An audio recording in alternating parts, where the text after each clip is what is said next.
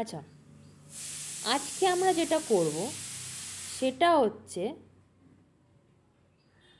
The basic concept of genetics. ঠিক আছে, প্রথমেই আমরা যেটা দেখব সেটা হচ্ছে একটা থাকে আমাদের সেল, সেলের মধ্যে আমাদের থাকে নিউক্লিয়াস, নিউক্লিয়াসের মধ্যে আমাদের থাকে ক্রোমাটিন ফাইবার,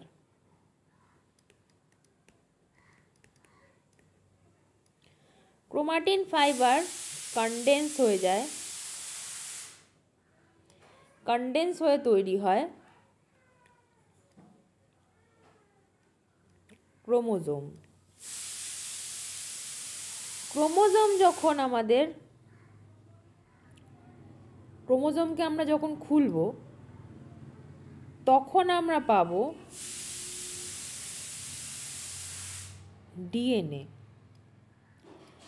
ডিএনএর একটা সেগমেন্ট হচ্ছে জিন, জিনের অল্টারনেটিভ ফর্ম হচ্ছে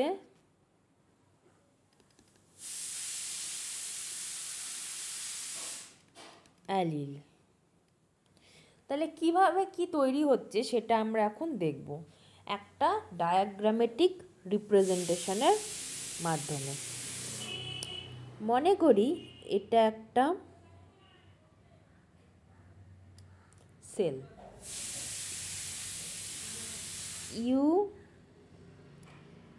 ইউক্যারিওটিক সেল, এর মধ্যে থাকে নিউক্লিয়াস, এটা হচ্ছে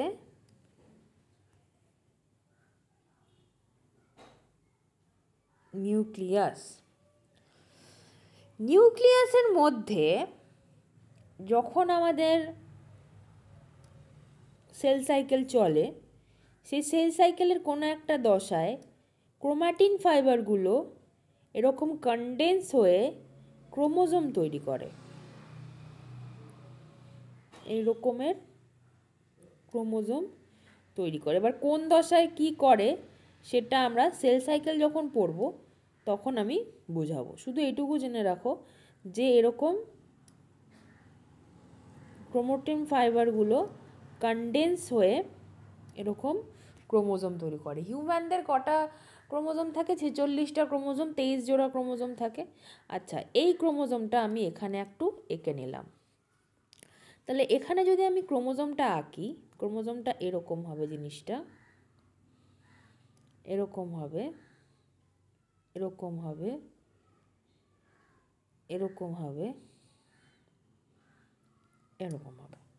আচ্ছা, এই ক্রোমোজোমটায় সুন্দর কনডেন্স হয়েছে ফর্ম, এই কনডেন্সেবল ফর্ম অফ ডিএনএ হচ্ছে আমার ক্রোমোজোম। এইরকম এরকম এরকম এরকম সুন্দর করে ডিএনএ পেঁচিয়ে ঘুচিয়ে থাকে।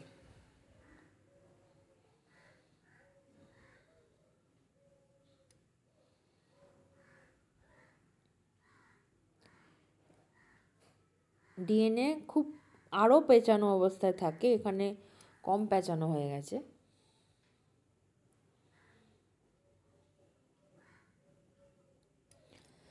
এবার এটাকে যখন আমি খুলবো,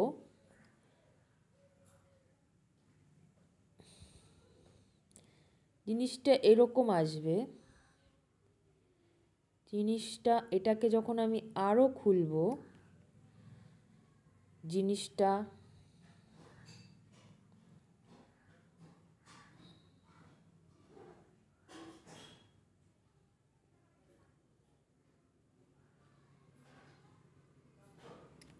এরকম আসবে। এটাকে যখন আমি লেবেলিং করব, এইরকম বেস পেয়ার থাকে, পরপর বেস পেয়ারগুলো ওরকম সাজানো থাকে।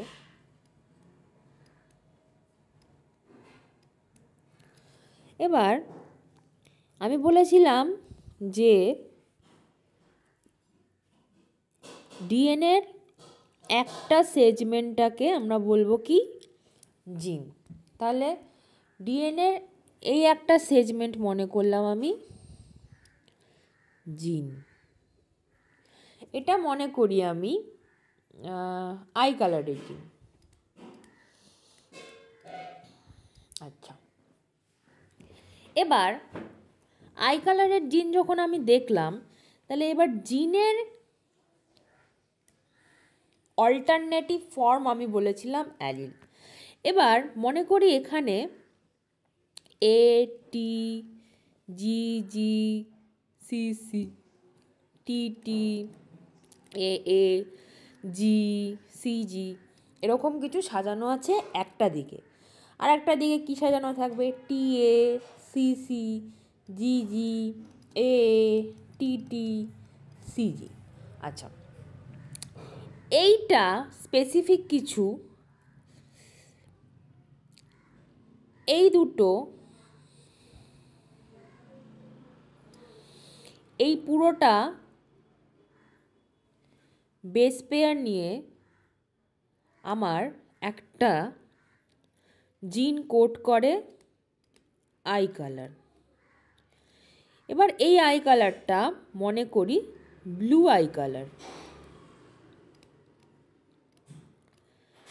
যেটা আমি বড় হাতের বি দিয়ে ফ্যাক্টরাইজ করলাম। ঠিক আছে, এবার ঠিক সেমই জিনের আর একটা ফর্ম, যেটা কিনা এটি জি, এখানে যদি টি থাকে, বাদ বাকি পুরোটা সেম থাকে,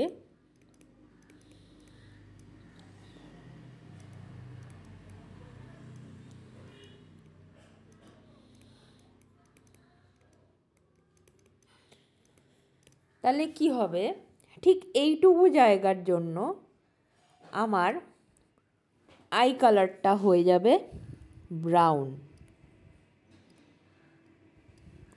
তাহলে এটা ব্রাউন আই কালার, এটা হচ্ছে ছোট হাতের বি দিয়ে আমি ফ্যাক্টরাইজ করলাম। তাহলে এখানে একই জিনের দুরকম কন্ডিশন থাকছে, একটা এই কন্ডিশন আর একটা এই কন্ডিশন। তাহলে একই জিনের একই ক্রোমোজোমের মধ্যে আমার দুরকম কন্ডিশন থাকছে। একটা ক্রোমোজোমের যদি আমি ডিএনএটাকে খুলি, তাহলে এরকম দেখা যাবে। তাহলে এখানে জিন সেগমেন্টটা এরকম, এটা খুলে দেখা গেল আমার। তাহলে একটা জিন সেগমেন্ট যদি আমার থাকে, তাহলে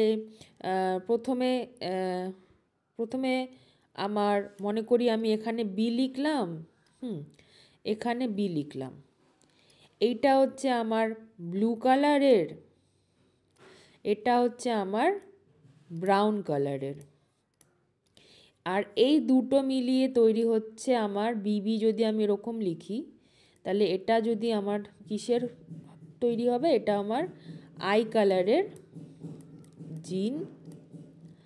আর এই ব্লু আর ব্রাউন এই দুটোকে আমরা বলবো অ্যালিল। তাহলে বোঝা গেল যে কোথা থেকে কি জিন থেকে অ্যালিল কিভাবে সৃষ্টি হচ্ছে বা কিভাবে এদের মধ্যে রয়েছে জিনিসটা, সেটা আশা করি আমি তোমাদেরকে বোঝাতে পারলাম। তাহলে এরকম ভিডিও যদি তোমরা আরও পেতে চাও, তাহলে আমার চ্যানেলটিকে সাবস্ক্রাইব করে দিও। আমি সুন্দর করে বুঝিয়ে দিয়েছি জিনিসটা কি। আর thank you so much for subscribing my channel, যারা সাবস্ক্রাইব করেছো। বাই, আরও অনেক অনেক ভিডিও আসবে। টাটা।